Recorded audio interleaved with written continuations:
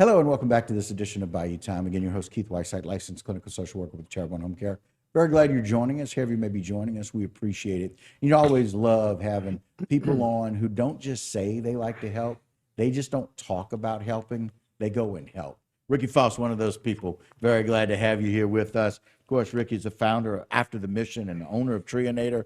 And so, Ricky, tell me a little bit about your first thought when you saw the storm and where it was headed over in Florida.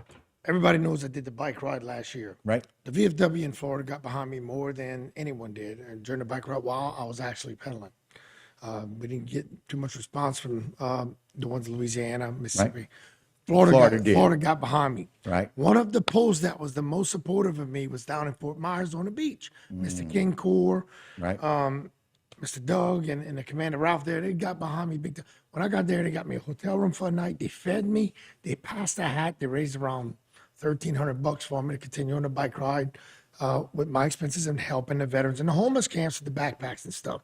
I became friends with them. When I seen that storm was getting ready to curve up and hit Fort Myers, I knew I had to go and help my friends. So me, Jay Paul, and a couple of my workers went on being a Marine, 2 tours Marine, 1 Army, Dustin Bergeron. We saddled up everything on Tuesday evening. We left on Wednesday.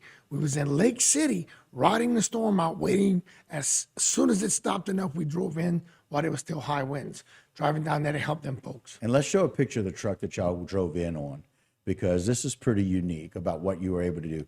Tell us what is on this truck. The second day we were there, we got with a local guy that had a trucking company, and he said he would help if we was talking about trying to get more fuel down. I brought 2 drums of my own gas. We was able to get that truck from Georgia after the mission, sent down 2 days after the storm, 14 barrels of gasoline, 2 pallets of water, and that big container of water so they could bathe and stuff. Sure, They had no sure. water, no electricity. And there was roadblocks everywhere. They couldn't get in and out as they wanted to. A lot of them had carports that fell down on their cars, or their cars were washed away. So most VFWs are Vietnam era veterans. They're older right. crowds. This post has 1,000 members on Fort Myers Beach. 1,000 members. And they're literally on the beach. And that's where they had the damage. Yes. So it really damaged the building and their homes. Their building had 7 feet of water go through their actual VFW post. Wow. And so a lot of those people needed a lot of help, but you didn't just bring it to their building. I also brought it to a couple of them on doorstep that couldn't get to the building. Couldn't get to the building.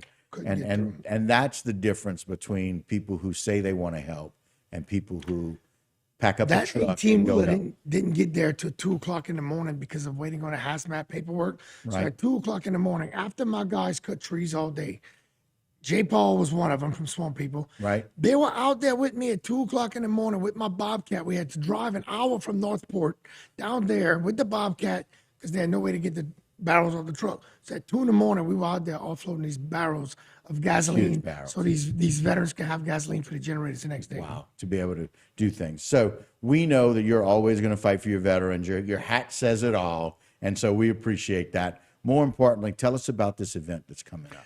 Friday night at the Canal Bar, on the Canal Bar on Dunn Street, we have Rochambeau, Mr. Renard. When I called him, asked him if they would perform for our veterans, he said, absolutely, count us in.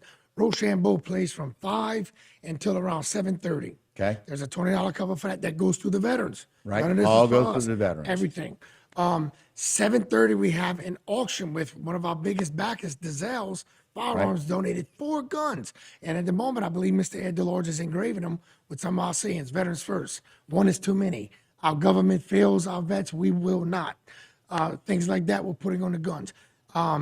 We purchased, my partner donated the money after the mission. He made a loan. We purchased a 2022 Harley Davidson that we're going to start doing.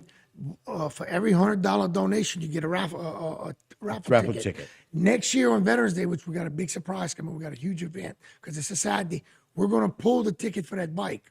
Now, Ivy Trostclair from the Biker Build Off on Discovery Channel, a Vietnam veteran is coming out of retirement. He used to paint all Al Copeland's boats and all. He's coming out of retirement to paint this bike in memory of veterans and stuff. So this bike is going to be very special, and hopefully we can sell 1,000 tickets and X amount goes back into After the Mission. Wow. And so again, I love the fact that we're not just talking about something really special for this Veterans Day. So, which again is this week on Friday, the 11th, Veterans Day, the celebration over at the Canal Bar, which is always very nice. Having the band come out, $25 cover, all that money goes to the veterans. And more importantly, y'all thought ahead about what you're doing next year. Absolutely. This is not our veterans suffering and being homeless is not a one-day deal. Yeah, I understand. This is every day. And now it's not, let's not help when it's convenient. I'm asking everyone, please consider, we know what hurricanes are like. We've been through so many. These veterans, there's 1,000 posts membership at this post.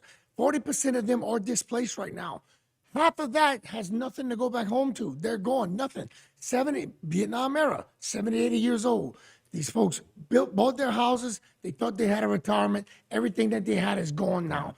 I'm asking everyone, if you can't make it out on Friday, after the mission.net, you can make a donation there, or please come out and support Rochambeau. Then the auction, then we have a DJ. Right. DJ Raquel, we're bringing in. Come out and support. Please. And an option to buy a $100 ticket. For a $100 donation, you get a ticket towards this, the Chances a raffle for the bike that's going to be next year. I don't want people to think y'all are giving that bike We're away pulling this this year. next year on Veterans Day. Doing it on Veterans Day, which is Saturday next which year. we got a big surprise coming for that day. Okay. And I always look forward to surprises from you, not just a hat, but surprises from you are always interesting, Ricky, I promise you. And so we appreciate that. So thanks for stepping up, as always. Thanks for stepping out, taking the truck, looking at those guys and what they need, and finding out where people need the help and getting them the help. We appreciate it as always. Thank you, Thank sir. you, Ricky. All right, guys, that will do it for this particular segment of Bayou Time. Don't go anywhere. A lot more local programming here on HTV.